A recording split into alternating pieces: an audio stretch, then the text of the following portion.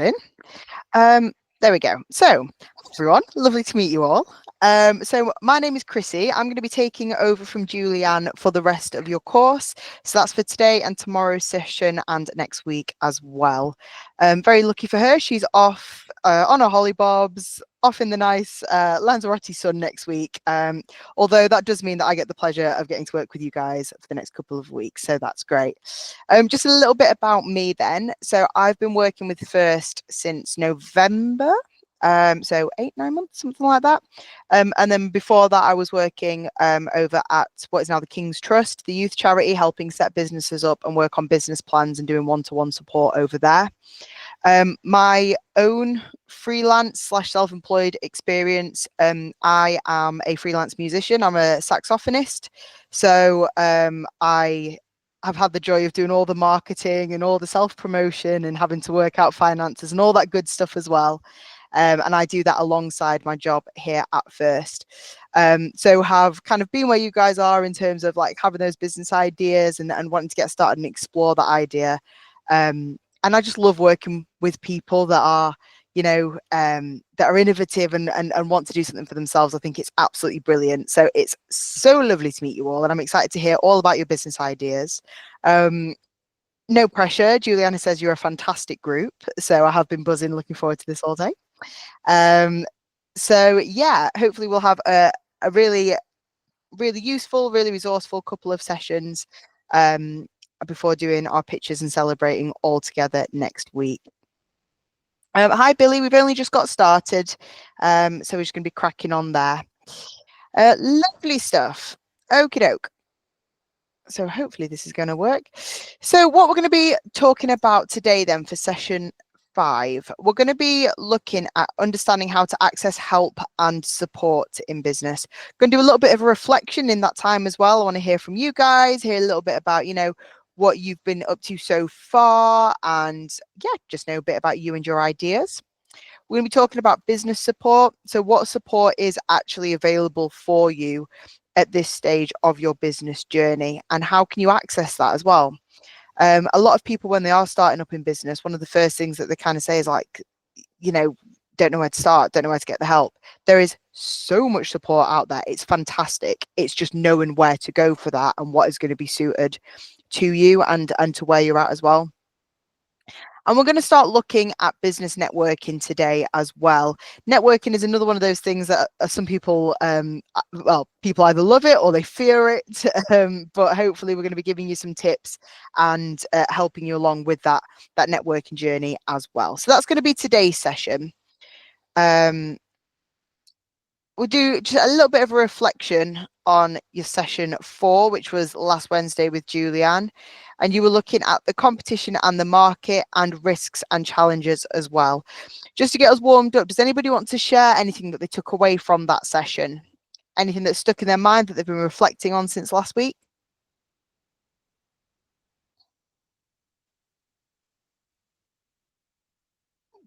No? Okay.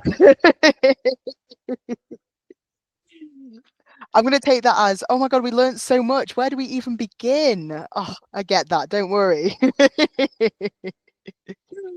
But yes, so hopefully from that session, what you will be remembering there then is, you know, having a look at sort of like your competition and what's going to set you aside, and having a look at what your unique selling point is, having a little bit of a delve into the market and seeing what else is out there, and the risks and challenges, you know, that there's a lot of really positive things about running a business, but there's a lot of things that you need to be aware of as well, which is the risk side of things. And that they're not necessarily a bad thing. They're just things that you need to be aware of so that you can plan ahead. Business is all about planning and thinking ahead, being that one step ahead. So that's what you will have started to cover in your module 2 last week. So following on from last week then, some of the tasks that you were set. So Juliana has set you to have a go at the primary and secondary research activity. She has asked that you've had your module 1 handed in by yesterday, which I think everybody has done. So well done to you guys. Continuing to work on your module 2 workbook. and then having a look on Eventbrite for your next step. So let's just have a look at that first task then. Having a go at the primary and secondary research. Did people manage to have a go at this? Doing a little bit of market research? Billy, I can see you've just popped it in the chat there. Maria, I'll come to you in a moment. So Billy's had a look into reviews of other businesses like your idea, and it was hard to find ones that showed a clear thing that they were missing. Yeah, it can be. It definitely can be. Like when you're having a look, and I think as well when you're still in the research element yourself, it can be hard to kind of go, well, they're missing that, they're missing that, they're missing that. But it's good to see what else is out there, and like you say, having a look at those reviews. Billy, if you don't mind, just for my reference, what is your business idea?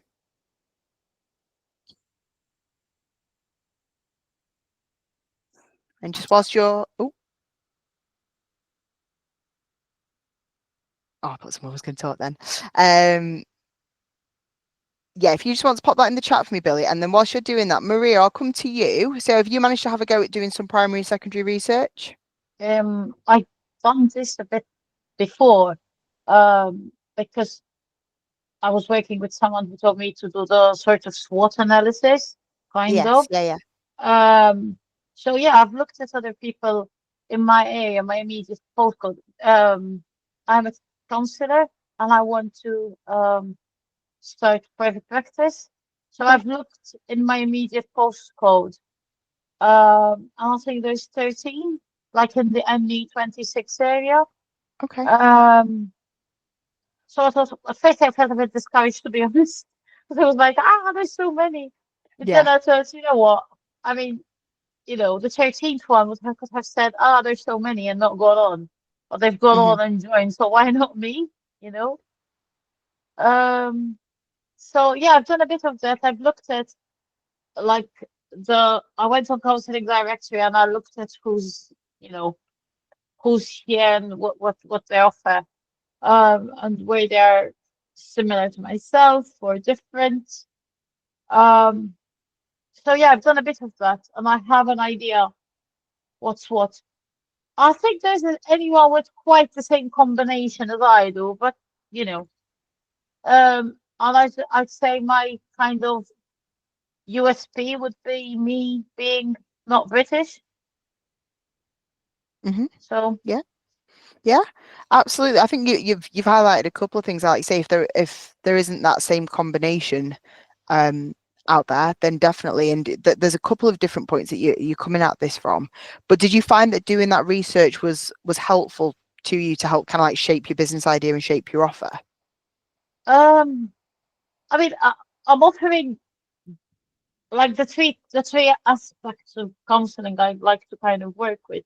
I'm Hmm. offering those still, but I think it I need to tighten it a bit more because I've done a bit as well. I've gone to one networking thing where I had to do a 1 minute pitch, Hmm. and I was aware that I was like, I'm all over the place. I need to tighten this up, but Yeah. it was my first time, so I'm just going with that. Yeah. No, that's great. And again, so this research is kind of good because it feeds into again what makes you stand out, what's going to make you different, what's already Mhm. out there. And pitching and narrowing it down into a minute, 2 minutes is a skill. It's something that you will continue to build and continue to get better at the more that you do it. Mhm. And in my own experience, when I first did a pitch, because I often have to like pitch for gigs and for opportunities like that. And the first time I did it, I was like, mm, rah, here's all this information about me, rah.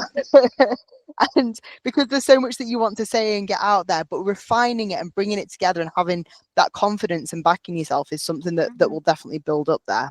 But that's really interesting, and the counselling thing sounds awesome. Definitely a need for that out there at the moment for Yeah. sure. So Yeah. awesome, thank you very much.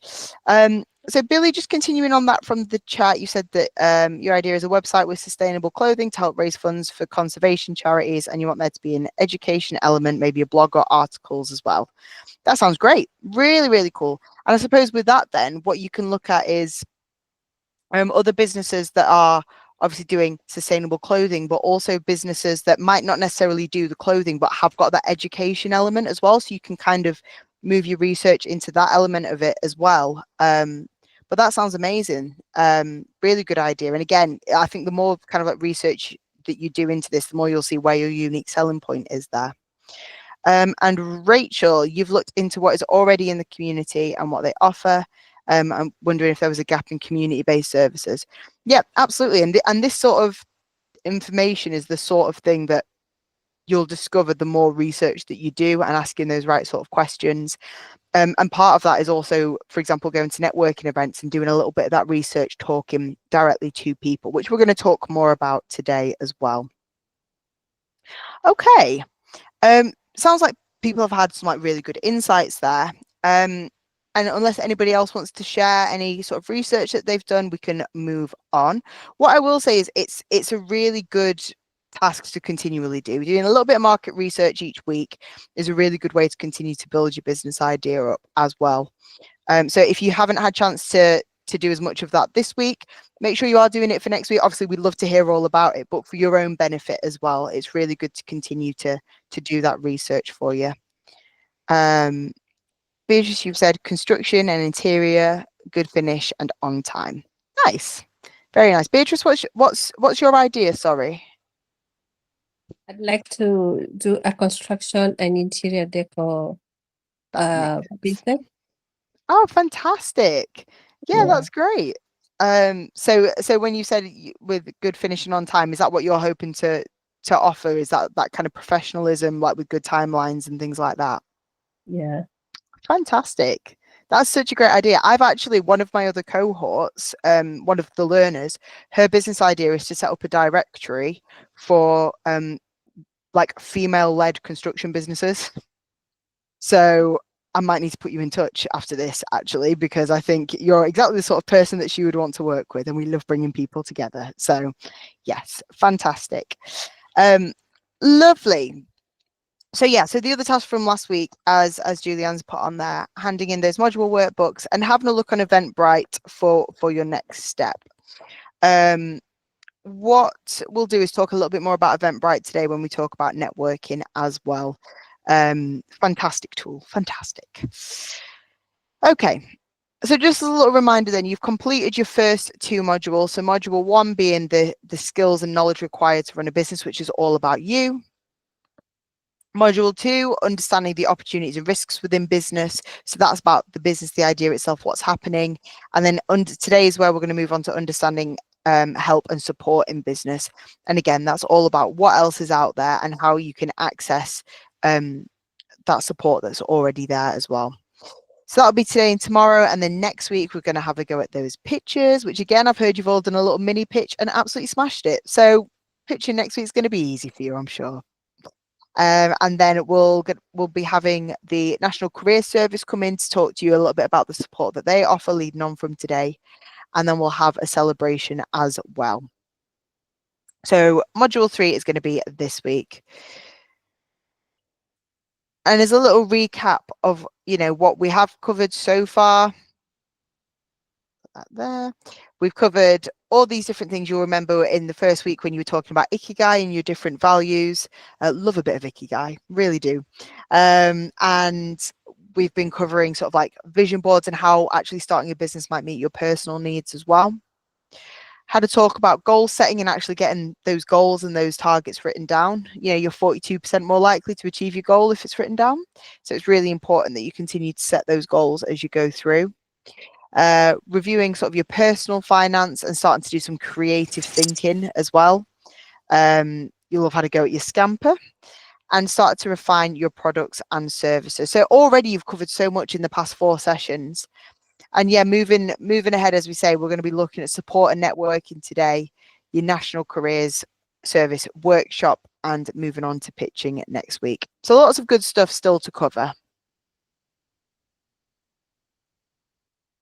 And as we've just said there, that this week is going to be your module 3, moving on to your careers workshop, and then celebrating and doing a bit of a pitch next Wednesday. Just a reminder of your workbook deadline. So everyone should have handed in their module 1 workbook and emailed it directly to Jack. And then it'll be kind of week after week. So next Monday, we'll be expecting your module 2 workbook in. And then on Monday, the 28th of July, we'll be expecting your final module workbook, module 3.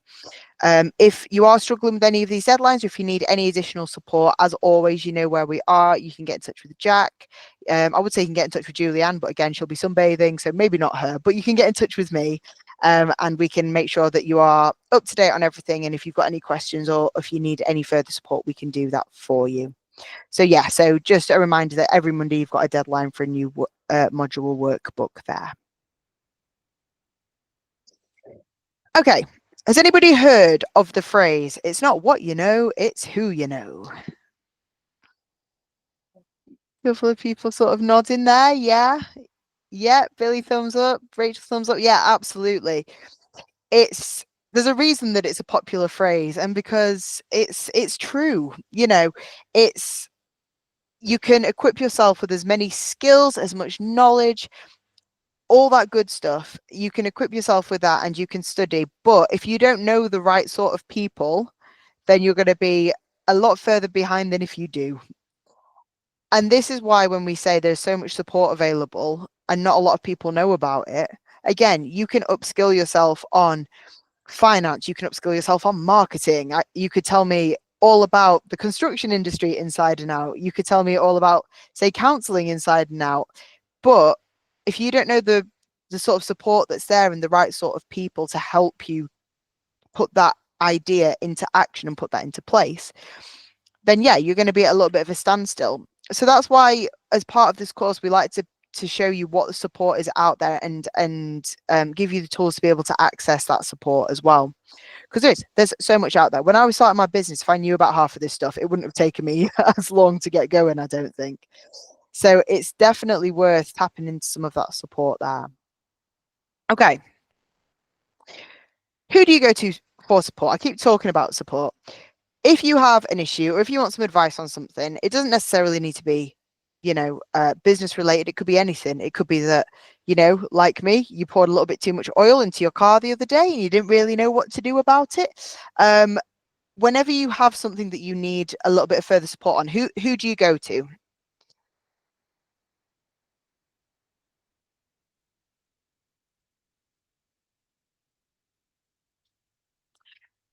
Peter, I'm going to come to you because I've not heard your voice yet. A friend or family.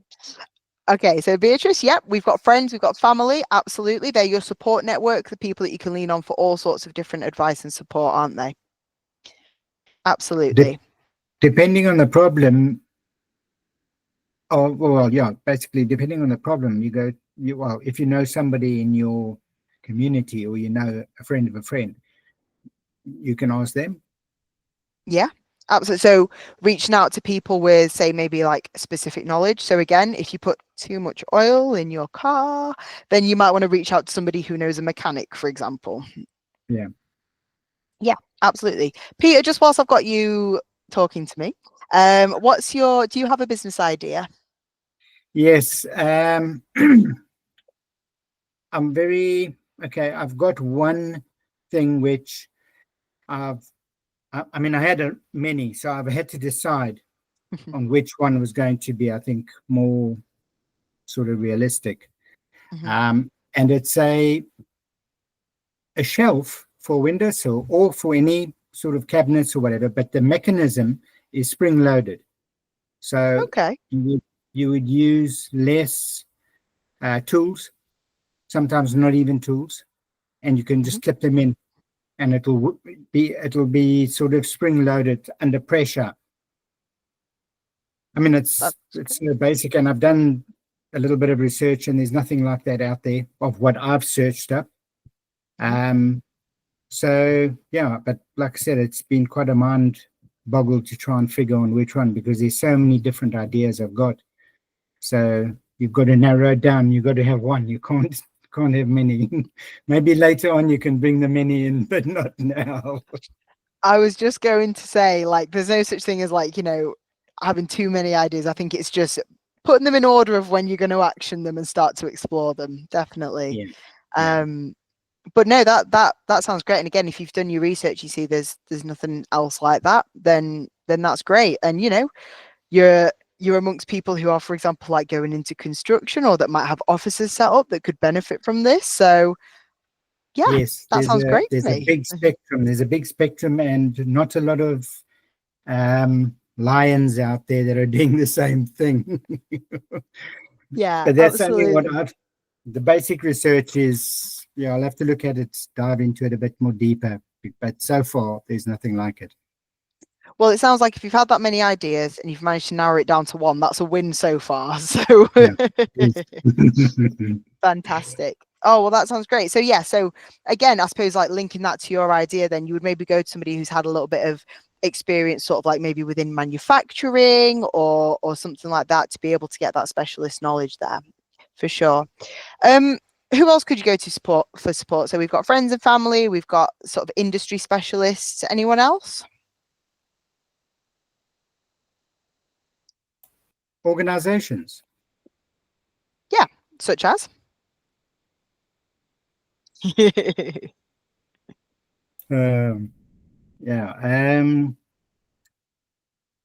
Geez, I What? don't know. Okay, or what sort of organizations, I should say. Mechanics, engineers. Mhm. Well, not necessarily engineers, but it would mainly be mechanics. Oh, jeebus.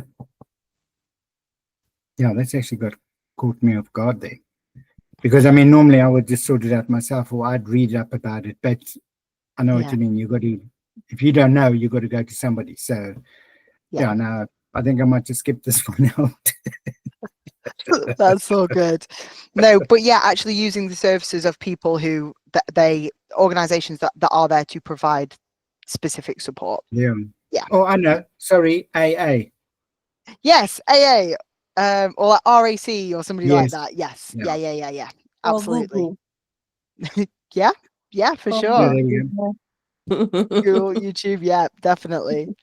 Mhm. A couple that have come in the chat there as well. Rachel, could we reach out to First?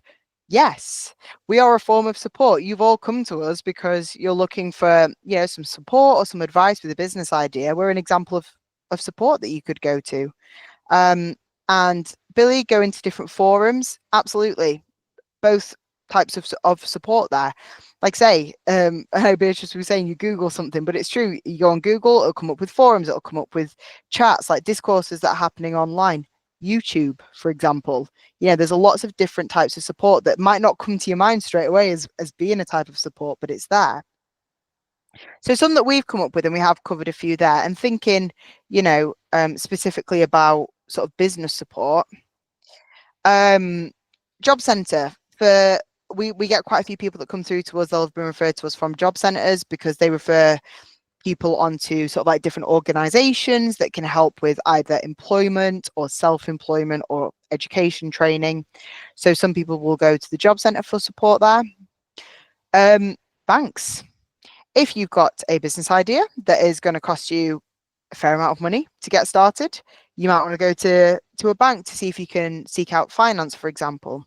It might also be, day to day, you might struggle with finances, with money, and you might go to seek some advice or some support from people within banks, and there will be people assigned to you to be able to do that there as well. Council, again, depending what support you need there, you could go to the local council for that. We'll talk a little bit more about the local council in terms of business support in later on in this session, but also if you had any questions about if you were setting up like a premise somewhere, you might go to the council about that. Or if you want to know about any kind of like regulations or laws that you need to be aware of, you could go to the council about that as well, because they'll be the ones with the kind of local answers. An accountant.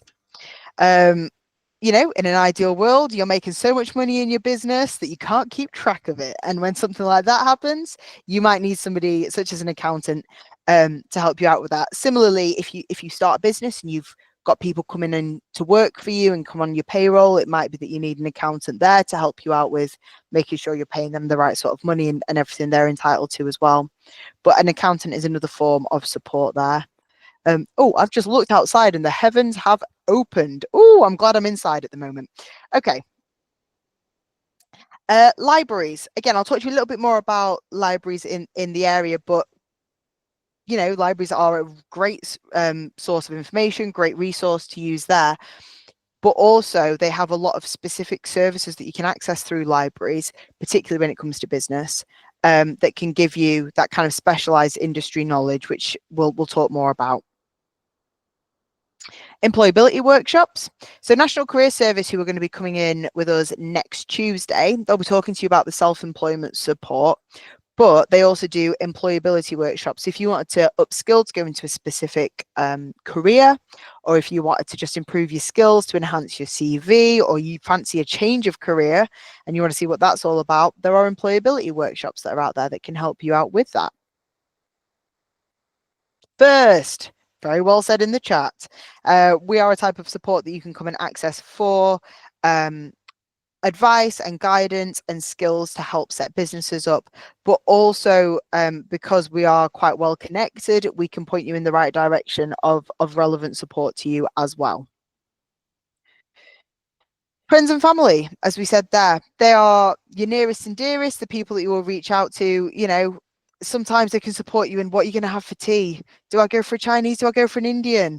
That's a form of support in its purest form. You know, it's somebody you can go to for advice and to help get your ideas out there.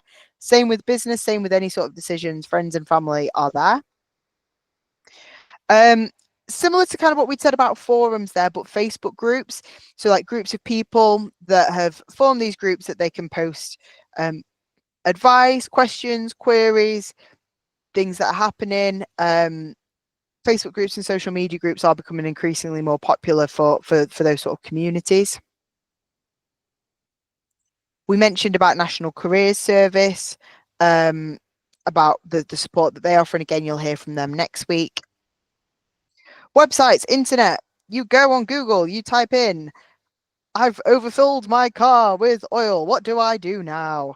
And there will be many websites that pop up that can offer support, guidance, kind of know-hows, or sometimes the answer of go to a mechanic, what are you doing? So, you know, there are different websites that are out there, and yeah, the internet is an ever-growing thing, so there's always going to be more and more advice and guidance online.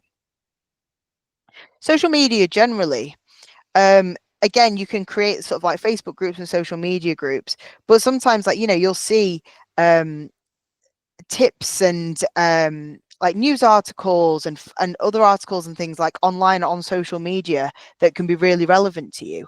So that's a way that you can get support as well, like through knowledge and through kind of current affairs and what's going on that way. YouTube videos. Peter had said there, you know, usually I just try and look it up and do it myself. YouTube's a great way to be able to problem solve. You know, if there's somebody that's already done it, and they can offer you that advice, and it's on there. Don't get me wrong, it might not be the most reliable source sometimes, but generally there is a lot of good stuff on there. And in fact, when it comes to your business, and if you are registering and you're doing, say, like tax returns and things like that, there are so many like walkthrough videos on YouTube which are so useful, and it's quick, it's instant, right? You go on, you search for what you need to search, the video's there. So it is a really valid point of support. I can see in the chat as well, we've just had TikTok. Yep, TikTok, again, the kind of like short clips, you know, a big one on TikTok. There's so many recipes and things. If you want to teach yourself how to cook something new, you can follow it on TikTok. The recipes there, the videos there, the walk along, it's that support that you need. So there is a lot of support out there. Oh, go back a minute, spoiler alert. So you can see we've got some of those types of support in that kind of like yellow color, and then we've got some in the purple. Do we know what the difference is between those that are highlighted in yellow and those in purple? Does anybody want to have a guess?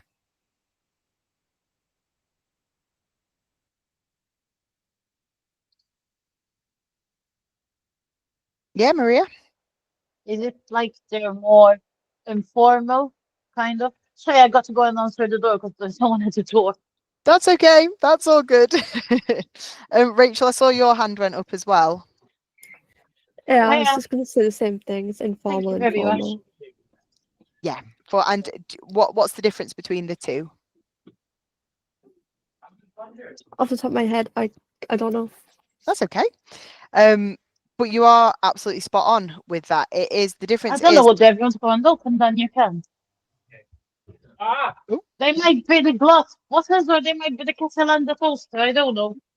Have a little check. Okay? Just pop her on mute for a second.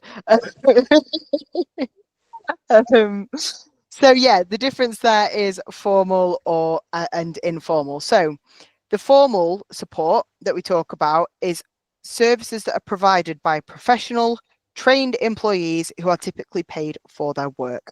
So for example, here at First, we are all people that have worked either within business support, or we've like owned our own businesses, or we've worked as self-employed people. So we are professional, trained employees who are paid to give you your support and your advice and to get your business ideas off the ground and hopefully make them into a reality as well. That is formal support. Informal support is the types of support where people might have more of maybe a personal interest. So it's support that's provided by, say, like family, social network, community. You know, they want you to do well. They're there to kind of like spur you on, to egg you on, and to make sure that you succeed, but they're not necessarily paid for it. There's more of a personal investment rather than a professional investment. So if we go back to those, you can see the ones that are in like the purple pink color are the informal types of support. You know, it's groups that, as we say, like social media groups, and the advice on social media is usually people putting things out there because they want to give back, or they want to create a community and they want to support people. I mean, don't get me wrong, yes, some people will monetize from it, but generally that's what it is. It's for a passion for a project. Whereas, for example, those in the yellow, such as job centres, libraries, First, banks, these are people that are paid to give you that advice and to give you that support. That is the purpose of their role. Okay, so that's the difference between your formal and your informal support. So as I said, there's a lot of support available in the Northeast. It's really cool, actually, how much support there is. And I'm going to talk you through some of the different types on here. So the Northeast Growth Hub, this is a fantastic website, a fantastic directory that I always have it pinned at the top of my, whenever I'm like logging online and things, it's always pinned at the top there. It basically gathers all of the kind of like the information of what's happening for enterprise support in the Northeast and collates it all in one place. It's got a brilliant directory where you can go on, and if you're looking for example, masterclasses or workshops, you can filter by that. If you're looking for funding opportunities, which is a huge one for a lot of people, you can go onto their directory and have a look, and they'll come up with all those different pots of funding that are about at the moment. You can also go onto Northeast Growth Hub to access one-to-one mentoring support. So if you have an idea and you're kind of like, I don't know how to progress this, I don't know what I need to do, they can sit down and, for example, support with like a business plan or with some market research tasks and things like that. So it's a lot more personalized, like one-to-one support with Northeast Growth Hub. But the directory is a really, really fantastic tool. So definitely worth exploring that one. Eventbrite, which we, I think Julianne will have mentioned with you last week. Eventbrite is a website where, as per the name, 'cause it's got a great name, you can search for events that are going on. And Eventbrite, you can go on, you can look for free events. Sometimes you'll have to pay for them, but loads of different things from, you know, I don't know, business support and networking events to drag shows and pottery masterclasses, all sorts is on there. So it's a great way to tap into lots of like different local events there. Celebrate Difference is based in Concert in County Durham, I believe. And again, another fantastic business support service that actually helps like neurodiverse entrepreneurs to work through their ideas and again to develop those. And they also provide like leadership and skills training for neurodiverse individuals as well. Really celebrating that community there, which is fantastic. Absolutely love it. Like, they do brilliant work. So Celebrate Difference is another one, and they're a social enterprise. PNE, one of our really close partners here at First, formerly Project Northeast. They are a company, a business support company with a focus on kind of like social enterprise or businesses with like social initiative. Again, they will do courses, workshops, one-to-one training. They do some fantastic marketing courses as well. They have links with a lot of like local events that are going on, such as like down at Ousburn Market. They have specific like market stalls assigned to people that they work with as well. So it's another way in, is working with some of these business support agencies, because they have links that can get you sort of like different opportunities as well. And PNE is a fantastic one for that. The Northern Lass Lounge was set up back in 2020 and is an all-female collective. It's kind of like a social group, and they do check-ins, and it's for female entrepreneurs, again, looking for advice and to create a little bit of a community. I'm sure that when you were talking about the benefits and sort of drawbacks of business, one of the things that come up is that going into business can be a little bit lonely sometimes. Not always, but there are going to be times where you have to do things on your own. So actually being part of some of these collectives is a really great way to keep in touch with people, and again, to create that support network and to lean on that as well. And the Northern Lass Lounge, I mean, doing it for the girls, yes, is a great way to get female entrepreneurs together there. First, hi, that's us. You know all about us, but we are an example of a type of support in the Northeast, as we said there. Similarly, TEDco in the bottom right-hand corner, really great for providing one-to-one support with business plans and with upskilling for business there. They do have pots of funding for example, market research and test trading. So if you've got an idea and you kind of think, I don't really know how to test this at the moment, or if you need a bit of funding for maybe a prototype, or if you need a little bit of funding to be able to actually go out and get some feedback from potential customers and do a bit more market research, TEDco have got some funding in place to be able to do that. But they are really specialised in that one-to-one support to look at your individual business needs. So again, brilliant support network there. LinkedIn. LinkedIn is basically that social media platform online, which is like having your CV online and being able to create networks. It's a virtual networking social media platform, and it's a great way if you're looking for new opportunities, whether that's employed work or like, you know, new contracts and things like that. Really great to keep LinkedIn. And when you meet people at networking events as well, it's a great way to keep in touch with them. A lot of people will use LinkedIn within the business world. In the bottom left, then, you've got the Business and IP Centre. Now, we mentioned before that one of the types of support available are libraries. And that's great because you can go, you do your research, sit, get a nice little coffee, read up on what you need to read up on. But a lot of libraries have access to the BIPC, which is the Business and IP Centre.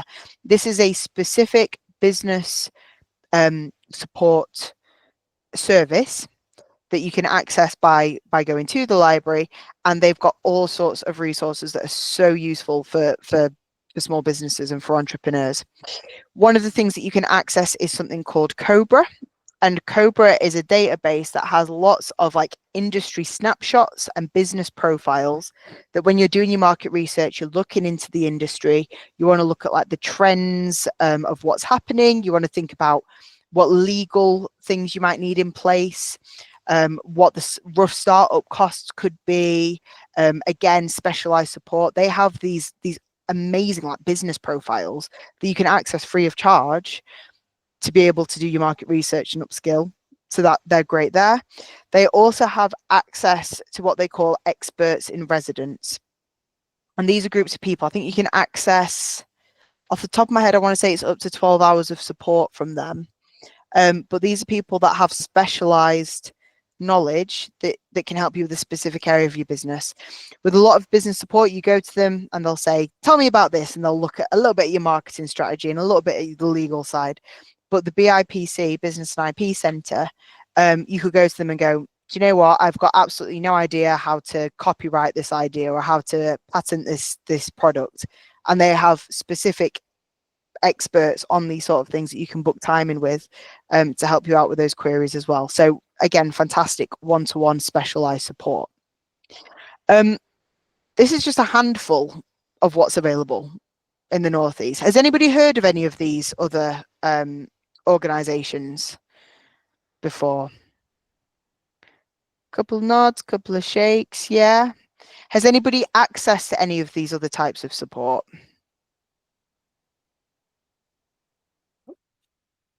No from Billy. Yeah. Maria, have you accessed some of them? I've accessed the IPC. Yeah, how did you find that? Um, yeah, it was helpful. I kind of did a bit and then stopped a bit. I got kind of, I had other things going on, but yeah, Yeah. I did. I did. And I think I'm in the Northern Less Lounge thingy on Facebook, the Facebook group. So Yeah, fantastic. So there you go. They exist. They're there. They happen. You've accessed them. So yeah, they are great to tap into. And I can see a couple in the chat there saying that you've not accessed them yet.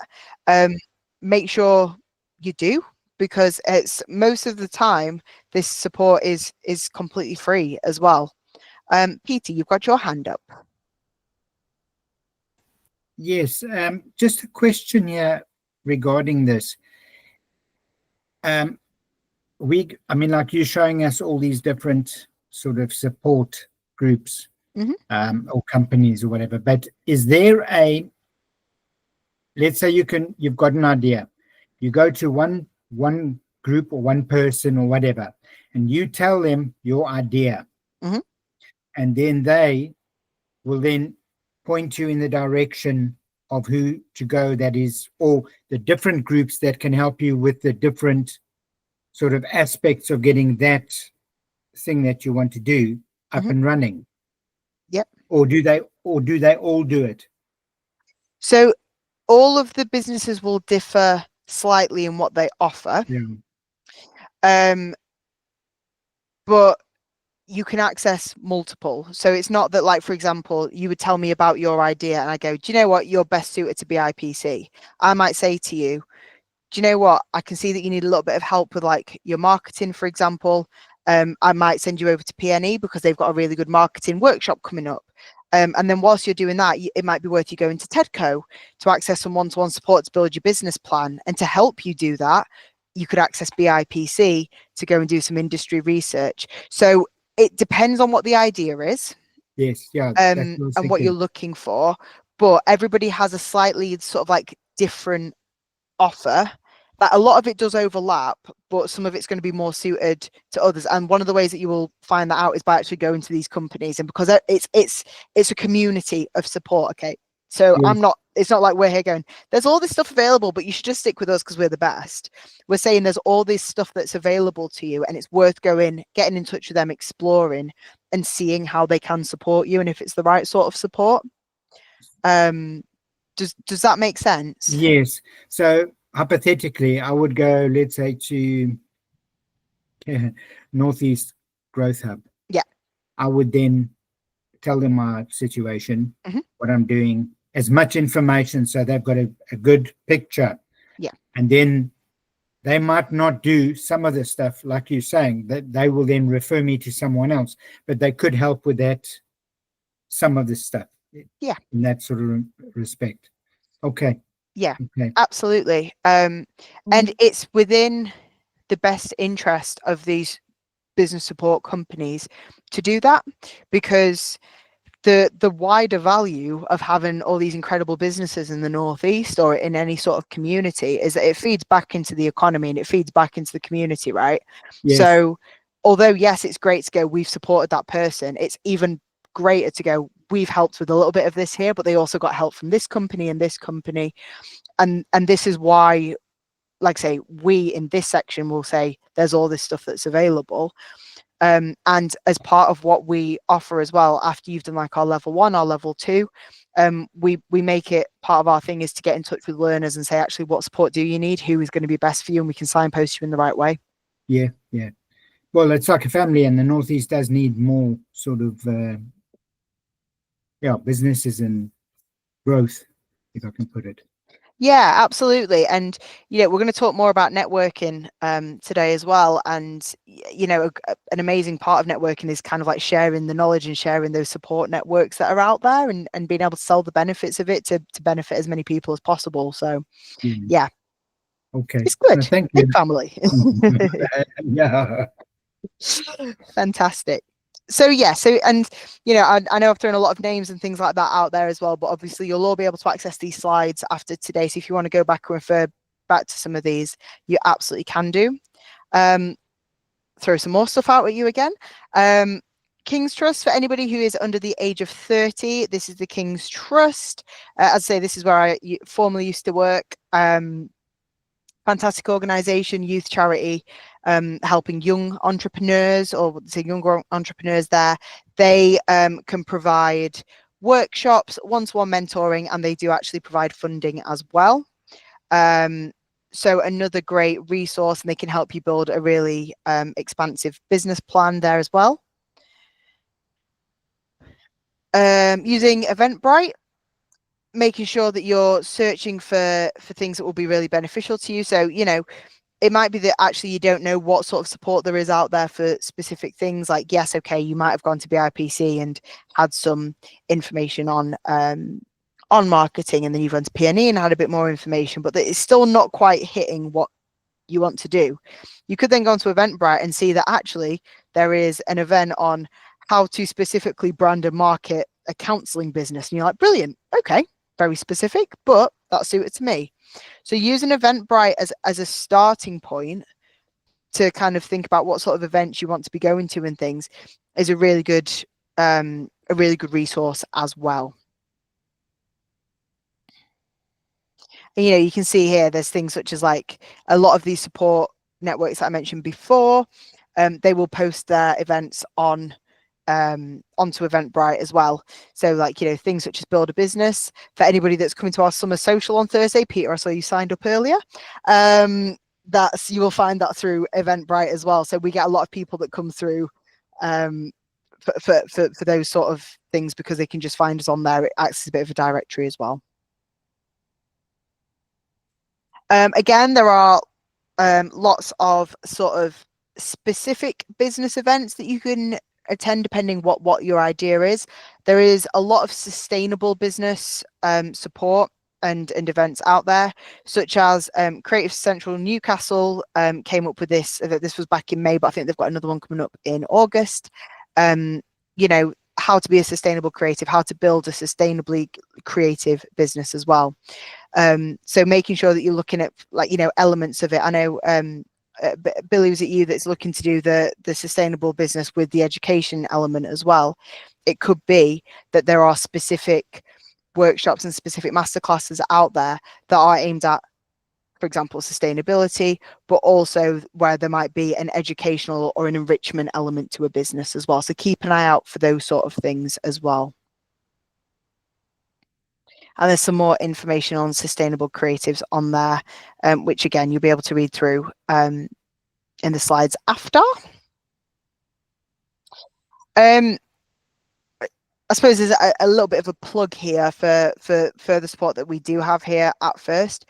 After you've done your level 1 course, we do offer a level 2. So if you've enjoyed this course and, you know, the sort of like group that have built up and the skills that you've been learning here, we have a level 2 course which actually helps you to further enhance your idea and go into a lot more specific detail. I've been teaching one of these today. And this will help you with your business model canvas. It'll help you to consider and build upon those skills, the opportunities and risks that you've already discussed in the past couple of weeks. But we'll look at marketing, planning, how to build business relationships, negotiation, which is a very good part of it, and presenting your business plan. Again, you can continue to build your network. We have specific workshops. One of the guys that comes in to do a workshop is Abdul. He is absolutely fantastic. He'll be there actually for anybody that's there on Thursday. He works at Vertax Accountancy and will come in and answer all your questions about anything to do with money and accounts and business finance and things like that. He's spot on. And we have, because this is a longer course, you've got a longer time to work with us and to actually develop that idea in a lot more depth as well. I saw I think Billy put in the chat there, can you sign up after we finish this? Yep, absolutely. So in the last session that we have, we'll I know a few people are interested in the level 2, but we can get you signed up then. And just to make you aware, we've got courses starting on the 29th of July. 29th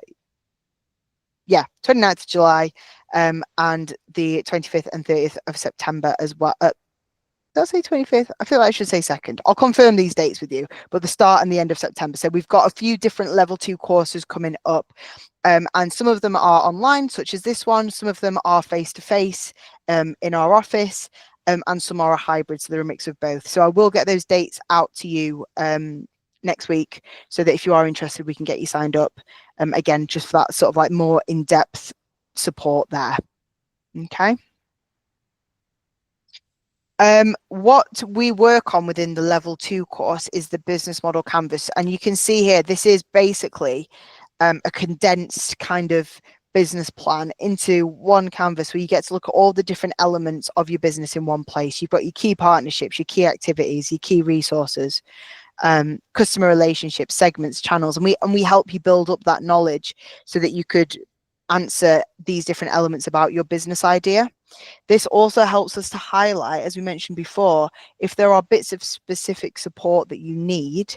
We know, so if, for example, you've got loads and loads and loads of information about your partnerships and your revenue streams and your customer segments, but you haven't got a clue what channel you're going to provide your product or service on, then we know we can signpost you to the right sort of people for that more in-depth information as well. So it's a good way of highlighting the strengths and where there may be gaps as well. And that's what we use as part of our level 2. We are, as we said, because we are part of a support network, we are always posting new opportunities and new companies that we are working with. So if you don't already, you should definitely follow us on social media and LinkedIn, so that you can keep in touch with these updates as well, because we're always posting articles and little tidbits on there. A huge opportunity for networking and for building your support network and finding out what support is out there is our Startup Awards, which we run every year. The final for this year is on Thursday, October the 16th. And if you can see this little banner, I don't know if I'll show it on here. You see this little banner along the bottom. These are all the different companies that support us with this. So they will give us access to their networks and to their resources and things like that. So that includes Business Enterprise Fund. There are headline partners, Square One Law for people that are in need of sort of like, again, like legal advice and things like that. Gateshead Council, we mentioned about local councils when talking about support. Yeah, they signpost, or we signpost to them. Hayes Travel, again, they've got a fantastic communications team that can offer support. British Business Bank for funding. So we work with a lot of different partners, and they're all there to support the Startup Awards North East, because they celebrate this beautiful community of businesses that we have in the North East. So we do have that coming up, and if anybody does want to attend the Startup Awards, again, we can post these links out, but it would be great to see faces there to get you linked up with those different networks. The Northeast Growth Hub, which I mentioned before, is that directory. One of the main things that they do, and one of the main reasons that people go on there, is for funding and support resources. If we're being totally honest, funding is not the easiest thing to get, whether it's in business or otherwise. So when opportunities come up, it's great to have a place where they are all collated together and you know that the most up-to-date and relevant funding opportunities are in one place. And you can find that through the Northeast Growth Hub.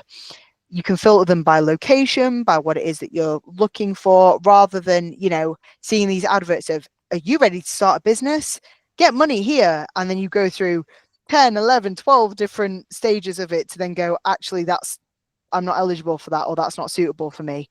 Having them all here, they will decipher it by, on this Growth Hub, they decipher it by like who's eligible for what location, what sort of business idea, what sort of value, and it's all there for you. So can't stress this enough. Like if you are looking for further support and funding as well for your business, Northeast Growth Hub is the OG. That is the one to go to for sure.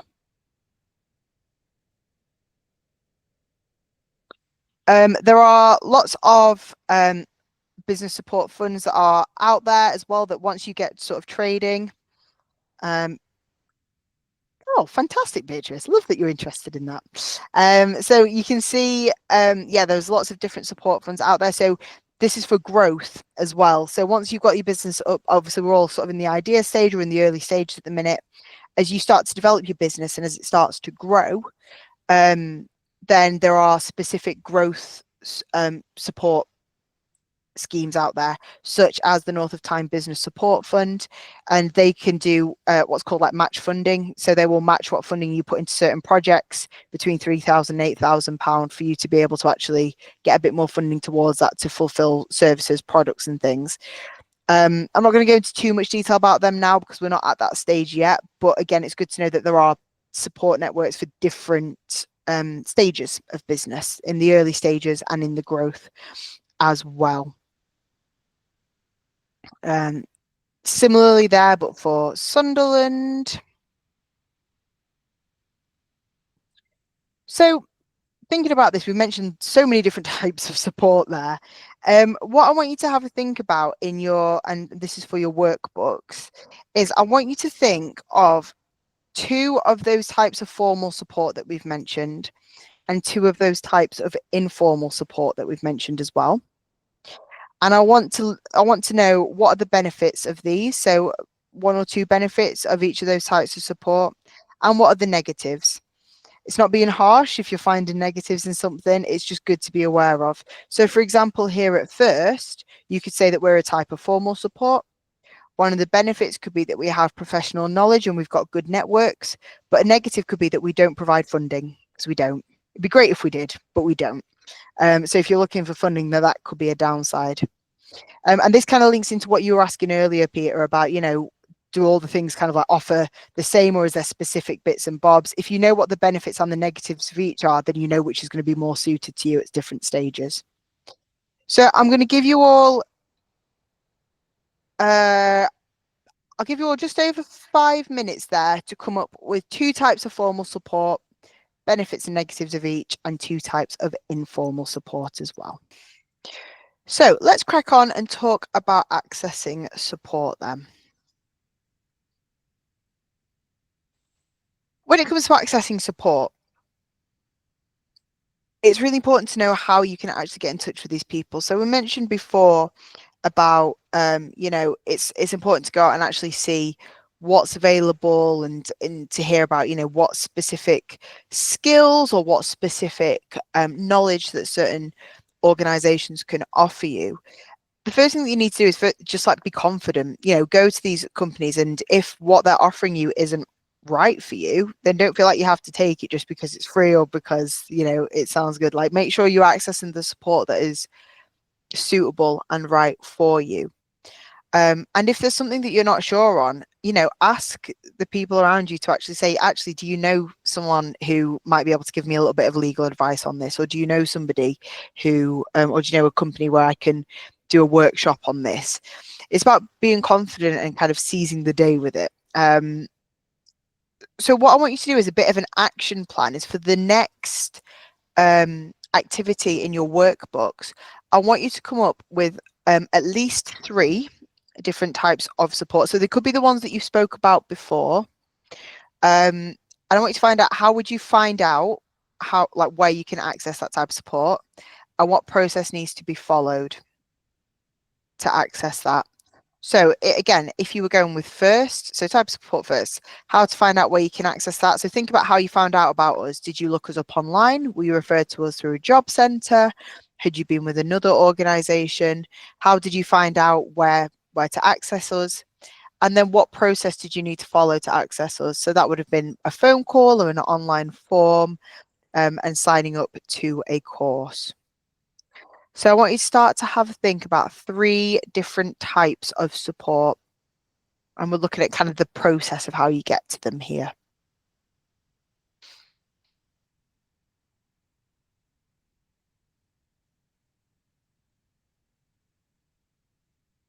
And again, it might be that for some of these types of support, you don't know what process needs to be followed yet, and that just might need to be a little task that you do before handing this workbook in. Just have a look and see how you would actually access that. Okay.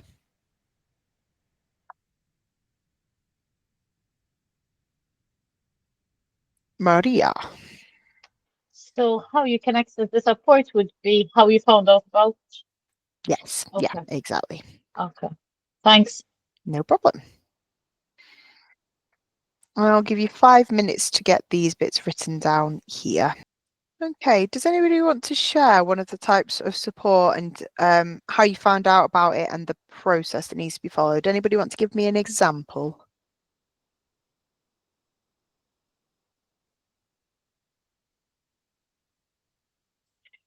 Beatrice, what have you come up with? Your smiling face was on my screen. I had to.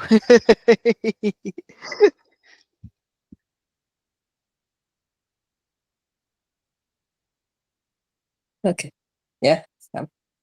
I've done formal support, the bank. Mhm. I asked about a business loan.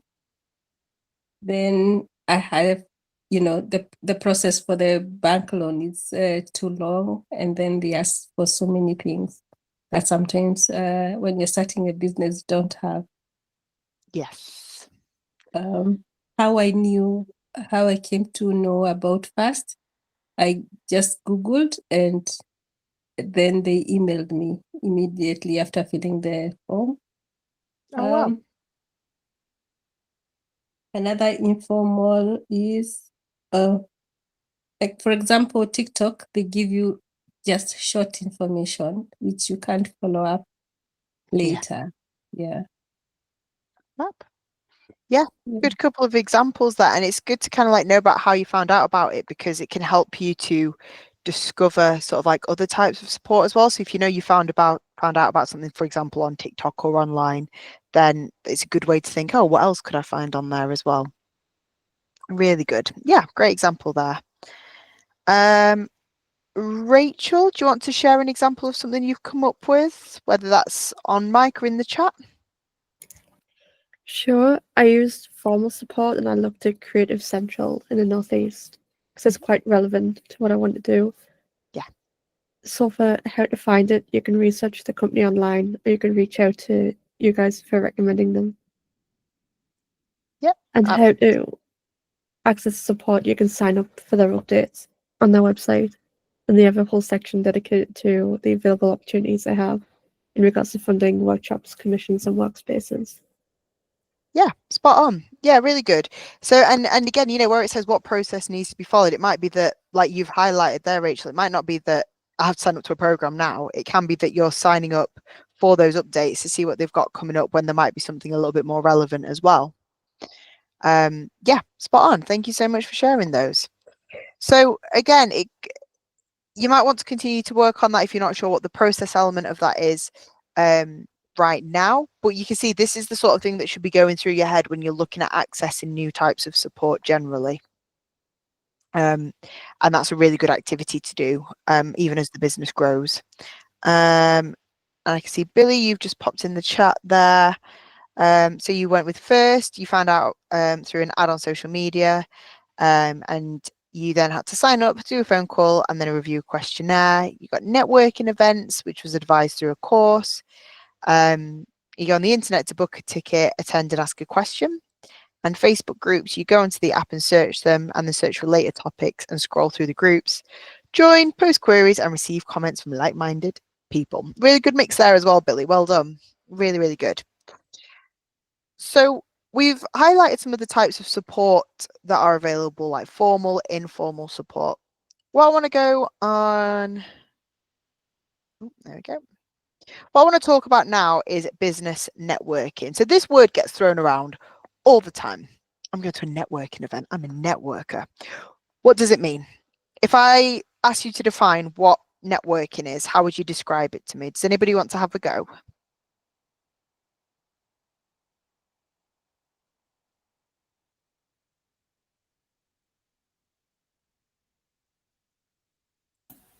Oh, I saw someone's hand go up. I don't know who's it. There we go. Hello. It is going to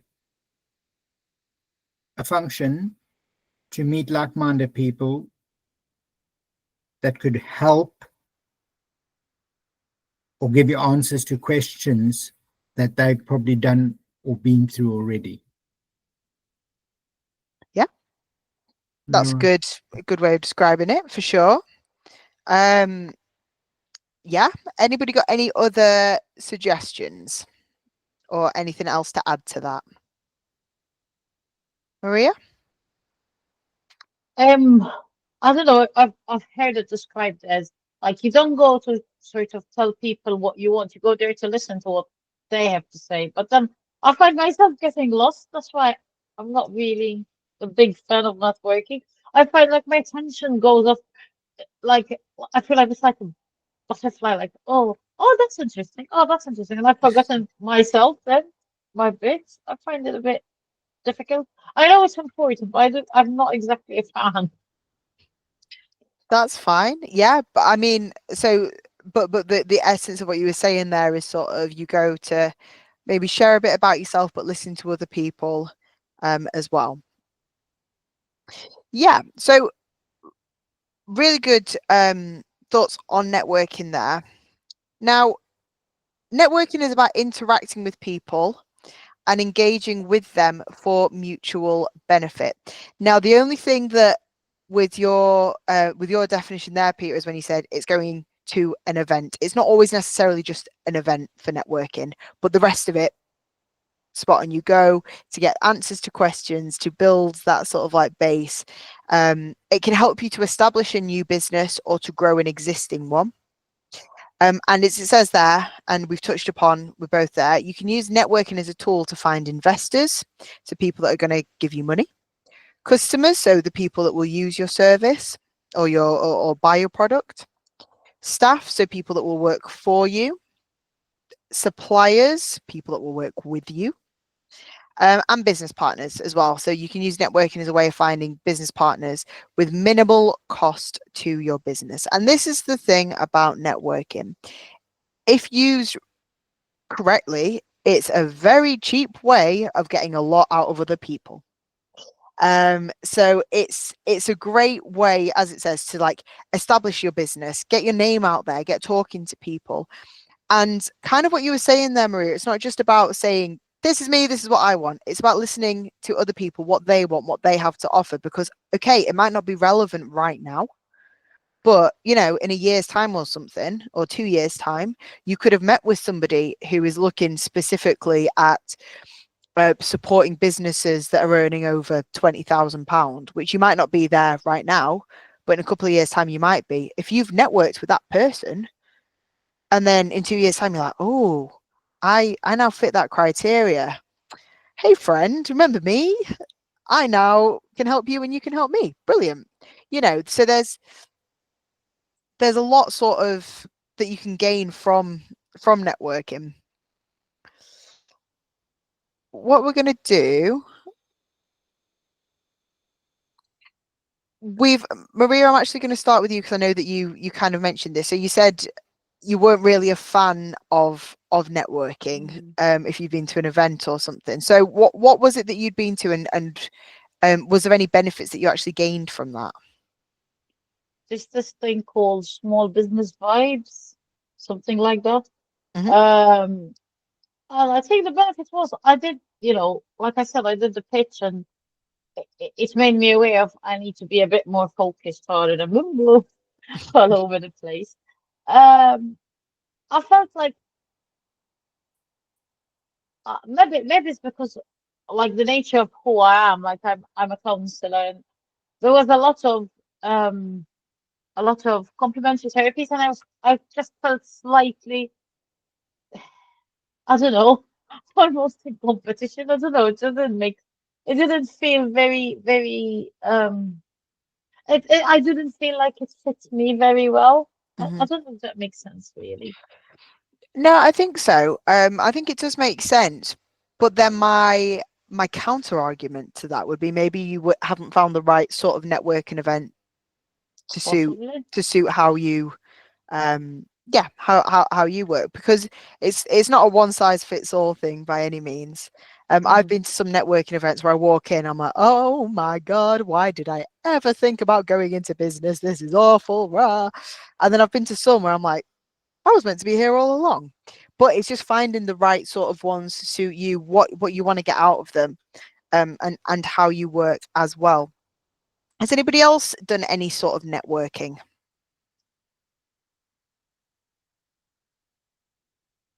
Yeah, I've done some, but some were useful, some were not.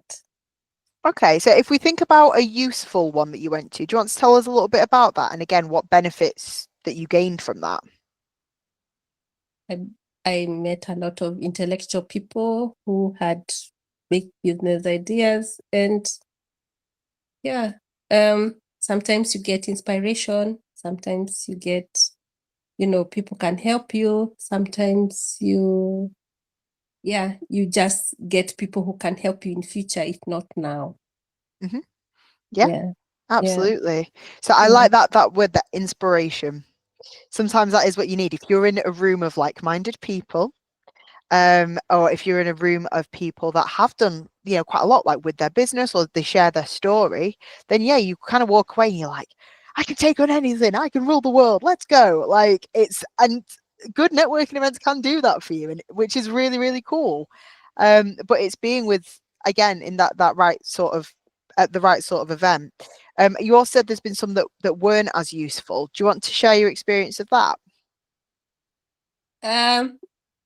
Those ones that are not useful, okay, some are not useful, but it depends on what aspect you are looking it at. If it is not the same kind of business line that you are in, then they become like they are not useful. But mostly you'll get useful ones where maybe they are telling you about their story, what they did, and probably you've done something, and then you'll get like, okay, I should not go that route, because like in construction, for about timelines, budgeting, good team, so, and the risks, and maybe the weather sometimes, so you will know what to do, when and how. Yes. Yeah. No, I think that's good, because although you said like maybe not as useful, but it's good to kind of like learn from what other people are saying as well, in terms of like what have they done that's worked, what hasn't worked. You can learn from that as well. Absolutely. Yeah, and I can see in the chat, Rachel's put, I've only reached out to people in my friend circles that I know work in similar businesses. Again, if you go to a networking event, or if you are in a network of people that are like-minded and similar, that can be really useful. But also, don't just narrow it down that you have to go to events with, for example, similar businesses, because you can learn a lot from people in different industries, because they might approach things in a slightly different way, where you're like, oh, I could actually apply that to my business, to my product, to my service. What I want you to think about is what sort of networking you could do within the next 6 months. We've obviously heard mixed experiences of networking here, but have a think about what sort of networking you could do. And this links back to, what do you want to get out of your business? What steps do you want to take? Because that can help you to understand what sort of networking events you might want to go to, or what networks to build. Couple of top networking tips, because again, for some people, networking can be quite a scary thing. If you're like me and you just yap, it's not too bad. But these tips are really, really useful. Similarly, when I think, Maria, you were saying there, sometimes it can be quite easy to get lost, because you go in, you might think, actually, this is what I want, but then you've heard somebody's story here, and you've heard this experience here, and you've heard this, and sometimes it's a bit like, this is a lot of information. How do I process all this? What is good for me? So some top tips that you can have when it comes to networking events, if you are going to an event. And again, this links in quite nicely for anybody that's coming on Thursday. Woo! So first tip there, researching speakers or people that you know are going to be attending. So this is quite a natural thing to do anyway when you're going to a networking event, because you want to know what it is that you're getting yourself in for. If it says business networking, is it a meetup? Are there going to be talks? If there are talks, what are the topics going to be?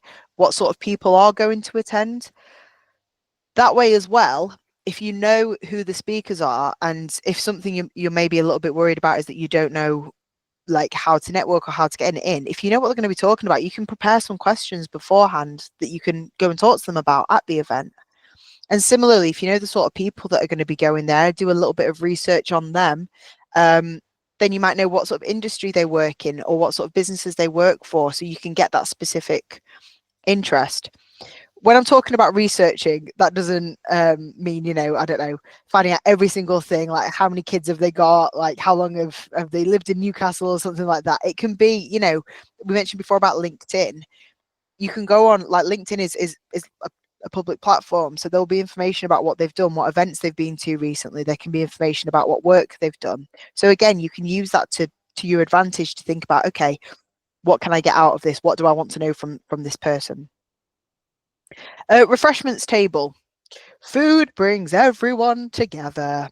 So if you are struggling to connect with people at an event, honestly, strike up a conversation about the sandwiches. How good are those sausage rolls? Oh, I love a bit of cake. It's a way of starting like quite a nice into a conversation, is by sort of like having a bit of a discussion about something that's visual that's there. So refreshments table is a good way to do it, and it's quite a natural meeting point rather than you having to go up to somebody and be like, hi, this is me. It's quite a natural way to ease into a conversation. Targeting groups of 3. I remember actually I went to a networking, it was a bit of a masterclass a couple of years ago, and the first thing that they said was the number 1 rule of networking is to target groups of 3, because that way you don't feel like you're going in and you're invading a one-on-one conversation or anything like that. But if you can't immerse yourself in that, then you can break it off into smaller groups, so you can talk to somebody one-on-one, or that there's enough people in that group that you'll have something in common that you can get your way in there. So targeting groups of 3 is a good way to do it. And then also, if you want to tap out, if you're like, actually, I've got my fill from this, it's quite easy to do that without leaving somebody on their own as well. Being elevator pitch ready. So you've all had a go at a bit of a mini pitch already, and then we are going to be doing an elevator pitch next week. I'm not saying that every person that you meet at a networking event, you need to go all Dragon's Den on them or anything like that. That's not what I'm saying. But having an elevator pitch ready means that you've got that key information that you can like relay to somebody when you are talking about who you are, what you do, what your idea is. So you can put that across, and you know, you'll know what sort of questions that you're open to because you know what information you've already covered there. So elevator pitches are a really good way to do it. Bring a friend for support, but divide and conquer. If you're at a big networking event, it's sometimes good to bring somebody along as well, because you might struggle to get around everyone if there's a lot of people there. It's also good for a little bit of moral support. If you're not somebody who's comfortable being, you know, stood on their own, if you are between kind of like conversations and things, having a friend there is a good way to kind of like ease yourself in and to feel a little bit more comfortable. But it also means that power in numbers, if there's more people that you want to get around, then you can do that individually, but pushing that same idea as well. You can ask the event organizer or the events team to introduce you to people. So if you come to an event with First and there is somebody there that you want to talk to, or, you know, we might have said in passing, oh, like it'd be really cool to introduce you to this person, for example, then you can do that. Then you can be like, actually, there was somebody that you said will be here. Do you mind actually just introducing me? Or, oh, you mentioned that actually that, I don't know, British Business Bank is going to be there and I need some help with funding. Do you mind just introducing me to that contact? People are happy to do it. That's why networking events exist, is so that you can link up with people and you can do it in a comfortable setting rather than having to like cold call or email out and things like that. Take a picture and tag people on LinkedIn or on whatever socials it might be. Instagram, if you're a little bit more sort of like informal with it, is another way to do that. In my work as a musician, I play at a lot of weddings. Even the ones on 26-degree days that are outdoors. Yep, thank you, Saturday. But on those sorts of things, what it's just what a lot of wedding suppliers will do is it will go around to each other. We take everybody's like Instagram names and things like that, and then we'll go, anything we post, we'll tag you in it. So you've got a little bit more exposure. You've got a little bit more. Going to be introduced to a new network, and it's a way of building up networks naturally without being like, here is this person, you should meet them. Boom. It's a nice way to kind of get the name out there a little bit more as well. And one of the last networking tips, which might seem very obvious, but a lot of people don't do this. Follow up on any connections you've made. If you've said, hey, I've had a really great chat, I'd love to continue this after this event, let's go for a coffee, then go for a coffee.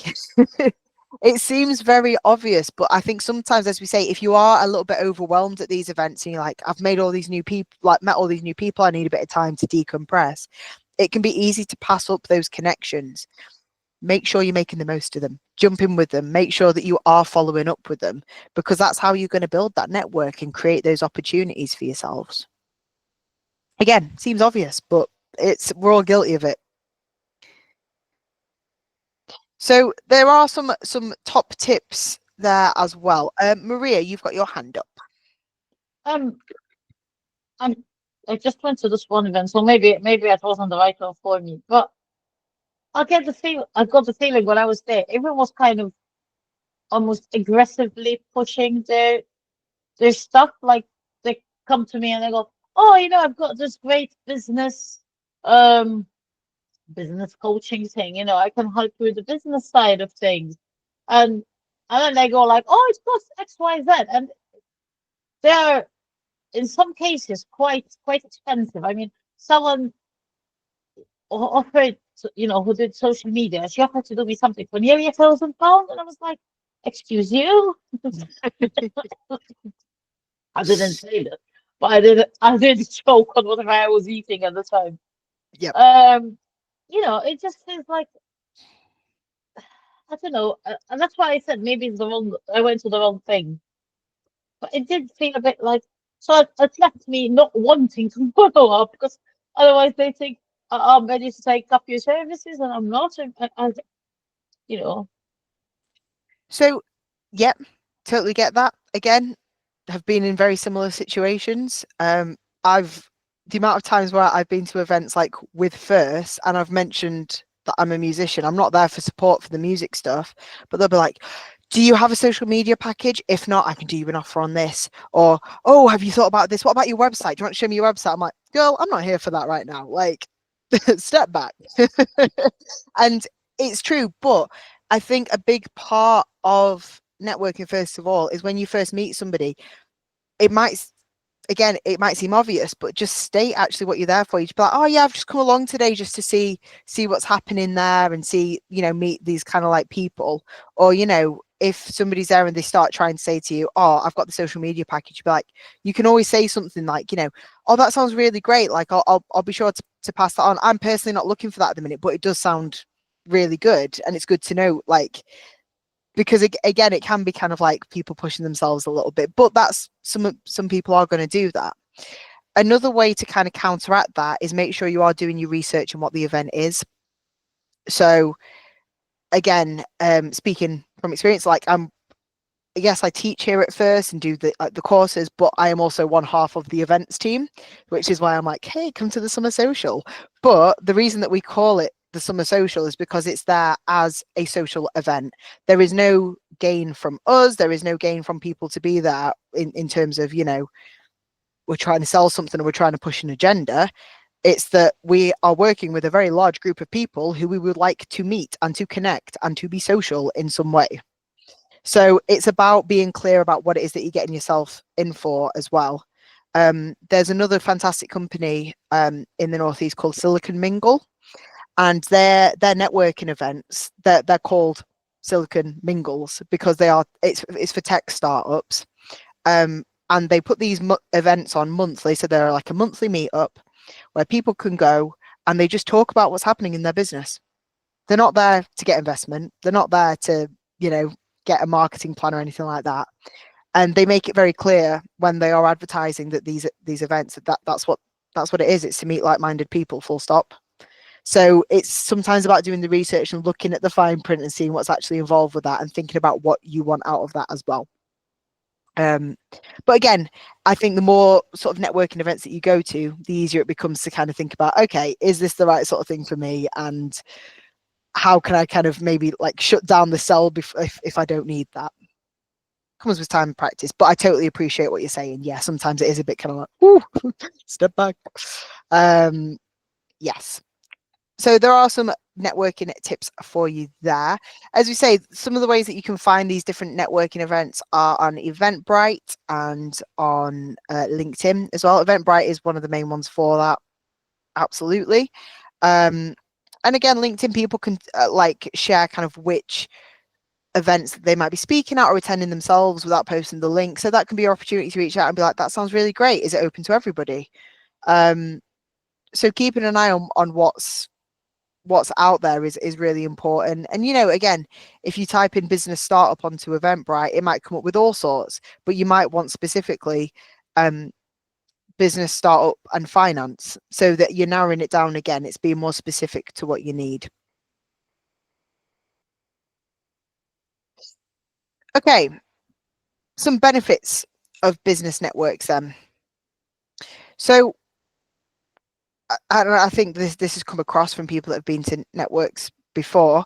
Increased knowledge. You're going to be increasing your knowledge, not only of like actual industry specific knowledge, but of the knowledge of what's out there and the people and the support and things like that. You're going to be able to build relationships with people.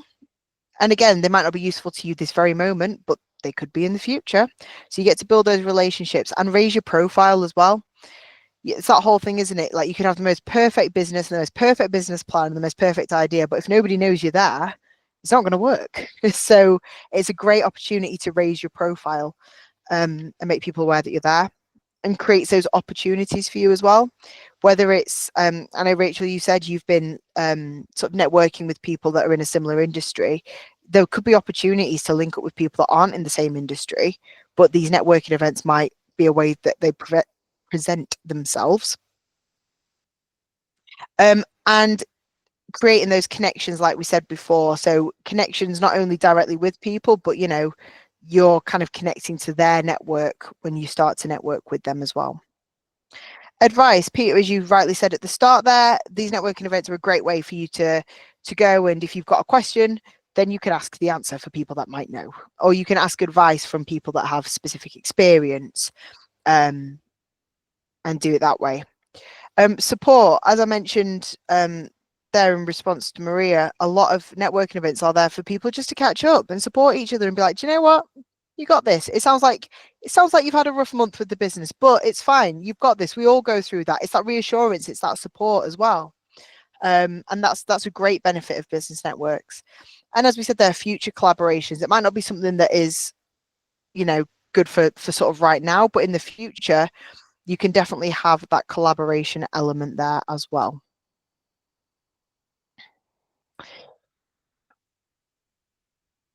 So when I said earlier on that when we talk about networking or business networks, the only little thing that I had wrong with your definition there, Peter, was when you said event specifically. The reason for that is there's lots of different types of business network. You've got your online networks as well. As we mentioned before, you know, having Facebook groups, forums, and having different online groups where people can share that advice and share that knowledge. That is a type of business network. Absolutely. LinkedIn is a great example of a sort of an online network as well. Going to workshops. Workshops often are one-off events, but you can build your network there. You might not think of it as a networking opportunity because you're going with the sole purpose of like upskilling or learning something new. That's what the workshop is. But with that comes networking. As we say, you might have a workshop that's running 10 till 4 and then 12 till 1 is lunchtime. Well, that is an hour for you to talk to a new group of people over your, I don't know, ham and cheese sandwich, whatever it might be, and to connect with that group as well. So there are those networking opportunities that can be built up. And then because they might be like-minded people, they can introduce you to other workshops they might be going to, and likewise as well. So that's another type of business network. Face-to-face groups. So this is like people that could meet sort of like regularly. You know, from one of the previous jobs I used to work in a bar and brewery, and one of the face-to-face groups that met was a little knitting group that met every fortnight. Might not feel like a network, but it is. it's a face-to-face group where, again, they've got a sole purpose to connect with like-minded people, and to talk about, you know, what's been happening with them. Oh, have you got that new knitting pattern? This is this, you know. It's a face-to-face group, and it's having that face-to-face interaction where you can read body language and you can connect with people on that level as well. One-off events. So, oh, sorry, Maria, you're on mute, my love. Are they like an official thing, face to face? I can look them up on Google or something, or It's not- just an informal face. No, because it's capitalized. I wondered if it's a formal thing, you know, kind of thing. If it's a thing, or rather, it's just in general. So it doesn't, a network doesn't have to capitalize on something. So it could be formal, it could be informal, but if it's a meeting face to face with that purpose of meeting like-minded people and getting something out of it, Alright. then Okay. yeah. But you can still find these sort of things like on Google or on, for example, social media and things like that as well. One-off. So this is the sort of networks where, you know, there could be, yeah, I mean, as it says there, one-off situations. There might not be regular groups. It might not be with like a regular company. So like at first we tend to run networking events maybe once every 3 months or once a quarter. But if we only ever did one networking event, that would be a one-off organized, but you're still creating that network of people that you would then have to take further after that as well. But that is a business network. You might be there for one purpose and then that could be it, but that is your business network. Regular meetups. I mentioned before about that company Silicon Mingle. They have monthly meetups with tech startups. That's a regular business network. They're people that check in monthly to see how everybody's getting on, and to share their experiences and what they've been up to as well. Professional associations. So this is people that in a certain profession or a certain industry host, again, they could be regular, they could be one-off meets, but a lot of the time it's kind of industry led. So again, for me, for example, I'm a member of the Musicians Union, and they do online workshops, they do face-to-face networking events, all that sort of thing. But being a member of that professional association, I know that the other people that attend these will also be a member of that. So they will either be musicians or the people that work within the music industry. So you've got your professional associations as well. This is only on my head because we had a counsellor in one of our previous workshops, but like I know that there are certain like counselling associations and stuff like that that you can join that are exclusive to people that are within that industry, aren't there? Similarly, probably like with construction, with manufacturers, with people that might be, for example, patenting like designs and things for, yeah, if you're setting up a sustainable fashion website and things like that. So there are professional associations as well. Conferences and trade shows. Has everybody heard of Comic-Con before? Yeah. You might not have been, but you will have heard of it because it's one of the biggest conferences and conventions in the world, right? And trade show. It's people that have a certain interest or a certain link to an industry or to that sort of like hobby in that sense, where people come together and people that are aligned with that outcome will come together. So with Comic-Con, it's people that have got an interest in, say, like comics and or what they call the kind of like the nerd stuff, the geek stuff, but it could be people that are creators that have businesses within that. It can be people with an interest in it. It can be people that, you know, are doing like panel talks, all sorts. It's a whole event, and a lot of the time these are like full day or full weekend events. My brother is a member of, he loves like Japanese cars and things, so he goes to all these kind of like big car meetups and these big car like trade shows and things like that, and he'll go away for a weekend and go to these sort of things. But that's a network for him. He meets people from all over the country that go to these as well. So that's another form of business network there as well. And a contact group. A contact group could even be, for example, you've come onto a course with a company such as First, and you are in a WhatsApp group where you can keep in contact with each other, and any questions or queries you can pop in there as well. Little things that you might not realize are networks, but they are. what we're going to do, just because I'm wary of time, is we're going to start with this activity in tomorrow's session, and we're going to revisit some of these different networks, types of networks and the benefits, and we'll start to fill that that page out tomorrow. What I want you to do for this evening, though, is just start to have a think about, actually, when have you networked, whether it was at official business networking or not. See if you can think of an example of when you actually have networked, and actually how a business network could benefit you. And we can have a bit of a discussion about that to start tomorrow's session. So that's what we've covered today, is looking at the business support that's available in the Northeast and accessing support. I appreciate this session is a little bit of like information overload. Here's all this really cool stuff and these really cool people that you can work with. But it's good to know that there is support out there. And again, you will be able to access these resources online after today, so that if you do want to revisit any of these in a little bit more detail, you totally can. And we've started to introduce business networking as well. So we're going to start with that and continue with that module 3 workbook tomorrow, in tomorrow's session. Oop.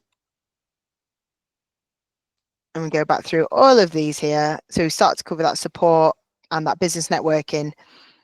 And then what we're actually going to do is, because we're pitching next week, we're going to do a little bit of a sort of pitch workshop tomorrow and talk about pitching in a little bit more detail and the importance of it, because that links in really nicely with networking as well. So that's what we're going to cover tomorrow. Finish off networking and introducing that pitch masterclass for you all. There you go, pitch, woo. So that's what we're going to be covering tomorrow. Has anybody got any questions, thoughts, comments, queries, any of that good stuff about today's session? No. Stunned silence. You're all like, Chrissy, let me just go and enjoy my evening. No, it's, yeah, as I say, just as that little recap there is a lot of support out there available, and there is a lot of networks for you to build.